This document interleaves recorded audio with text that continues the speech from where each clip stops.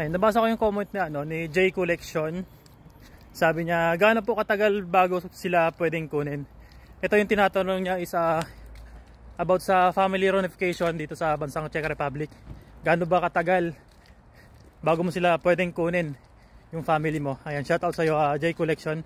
Kung napapanood mo tong video na to, ito sasagutin ko sa iyo at para sa iyo to. At syempre sa mga nagdanais na rin na gustong makarating dito sa bansang Czech Republic and panoorin nyo tong video na to, baka ikaw na nakakapanood na to is para sa iyo to. Ayan, gaano ba katagal? Syempre at least siguro 1 year pwede mo nang kunin yung family mo dito. Basta meron kang stable na trabaho. Ayun, meron pa lang akong i-recommend sa inyo about sa ganitong family reunification, na merong si Maylin Campos. Ayun, kung tama ba ako. Ayun, pwede siyang kontakin. Ayun, kung nakikita nyo ayun, hindi kasi natin pala may lagay yung dito, yung sa screen yung pangalan niya. Ayun, meron siyang Facebook page na Maylin about family reunification. Ayun, pwede mo siyang kunin at least siguro kapag nandirito ka na 1 year, pwede mo nang kunin yung family mo. Ayun, sa mga nagnanais na gustong makarating dito yung pamilya, sa totoo lang mas maganda talagang medyo manirahan dito. Siyempre ang kinag-instant talaga natin na talagang tunay na Pilipino sa atin talaga sa Pilipinas, di ba? Siyempre alam nyo naman yung buhay dyan sa Pilipinas, hindi naman talaga asin ganun ka okay. Kahit ako nga share ko lang, kahit anong kahit ko dyan mahirap din, totoo lang. Pero ngayon okay ako dito sa bansang Czech Republic, no? Para sa akin pero hindi ko kasi alam sa iba, kasi yung iba lumilipat ng ibang bansa. Pero sa akin, ako mindset ko kasi mahirap yung palipat-lipat, yung pa-stable ka lang. Yung maganda kasi yung nag-stable ka lang sa isang bansa, kasi mahirap naman yung naghahanap ka palagi ng magandang malaking sahod. Sa akin okay na ito yung dito sa company ng Lenco. And kahit na mayroong maraming nagbabash sa company sa Lenco na ganito ganyan mahirap, so never mind na lang sa mga ganong mindset. Basta tayo, meron tayong goal sa buhay natin. Kasi marami tayong pangarap. Sa Lenco naman, nabibigay naman yung magandang sahod. Kahit na sabi niya, mabigat yung trabaho, ganito, ganyan. Ayun, shoutout pala sa'yo, J Collection. Ayun, at least 1 year, pwede mo nang kunin yung family mo. 1 year, siguro, mas maganda kapag 1 year, pwede mo nang kunin yung family mo. Yung halimbawa, asawa mo, yung anak mo. Dito sa Czech Republic, marami namang dito marami naman namang mga nag-a-assist about dyan sa family reunification. Kung gusto mo ng installment, hulugan, monthly, at least 3 years payment, ito si Maylin Campus, nag-a-assist siya. Legit na legit yan, 100%. Di ko kasi may lagay yung dito yung tawag nito, yung Facebook niya, kasi naka tayo, reply video comment.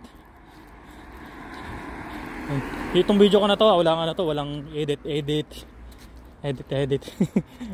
may ganoon. Napakainit ng napakainit ng panahon, napakaganda, ang taas ng sikat ng araw. Ayun, pasok natin second shift. Ayun, labas natin is alas 10 ng gabi. Ayun, sa mga nagnanais at gusto makarating dito, ayan, apply na sa mga legit na agency. Iwas lang sa mga scammers, alam nyo naman. Dahil ang laging pangangailangan pera. Ayan, basta mag-ingat lang tayo palagi.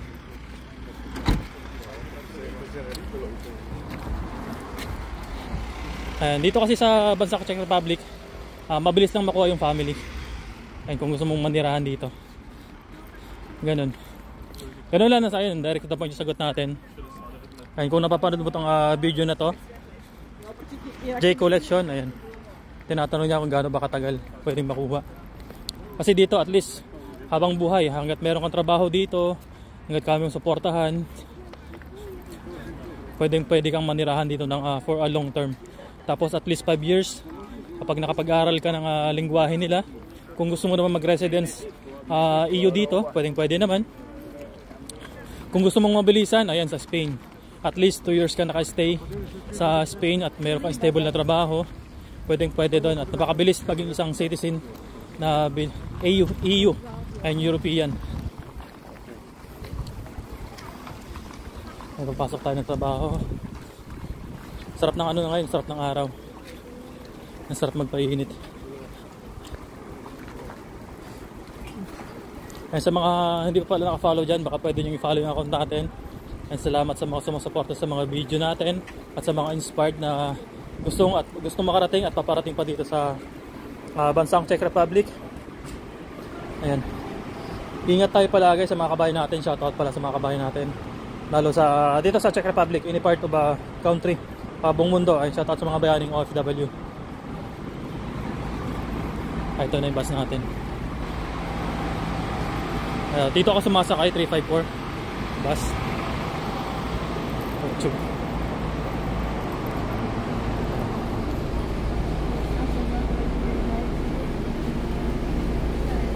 Tayo sakay. Ayan. Gano'n dito kapag mayroon kang ticket or wala kang ticket, top QR code lang. Pero dito kapag pwede ka sumakay ng nang alam mo kahit mayroon kang ticket, pwede ka na pumasok. Kasi minsan ganyan yung mga driver dito or bus na kapag naka-open din, pwede kang pumasok. At syempre hindi na natin papatagalin tong video na to at pabiyahin na tayo papasok sa trabaho. Ayan. Pa-support na rin sa YouTube channel natin mga ka-idol. Shoutout sa'yo G Collection. Sana nasagot ko kahit pa yung tinatanong mo. Sana nagka-idea ka. And follow for more.